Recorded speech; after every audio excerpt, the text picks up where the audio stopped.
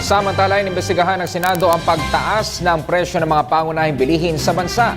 Ayon kay Senate Committee on Agriculture Chair Cynthia Villar, nagkaroon ng price manipulation sa merkado. Ang detalye sa ulat ni Sam Ramirez. Price manipulation ang dahilan kung bakit tumaas ang presyo ng mga pangunahing bilihin gaya ng bigas at bawang.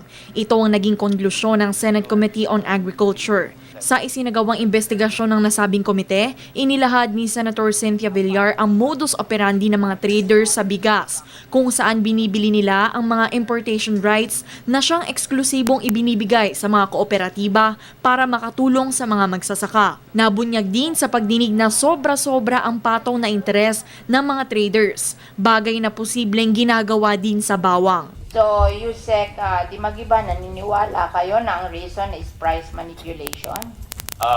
The facts shows that Di it ba? is, yes. Kasi kung ang landed price is 17 pesos, paano nakarating yun sa 280? Masyado pong mahaba ang supply chain para po maging 300 pesos. Ngunit ang pangunahing dahilan kung bakit sumipa ang presyo ng bawang dahil sa mali-maling determinasyon ng Bureau of Plant Industry o BPI at ng National Garlic Action Team kung gaano kadami ang kailangan iangkat na bawang.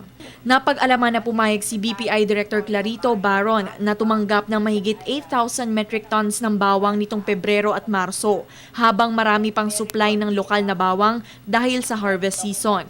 Dahil sa mas mababang presyo ng imported na bawang, nalugi ang mga local garlic producers at hindi na sila nakapagtanim muli.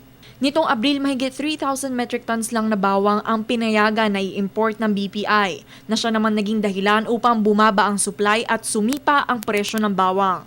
Nanawagan naman si Senator Grace Poe na agad na magpatupad ng price freeze. Wala pa tayong ahensya na kaagad pagka naging 900% ng profit ay agad magkakaroon ng moratorium of price freeze. Kasi hindi pwedeng paulit-ulit ito. Idinagdag din ng senadora na may iwasan sana pangyayari kung merong Freedom of Information Law. Para sa Telebisyon ng Bayan, Sam Ramirez.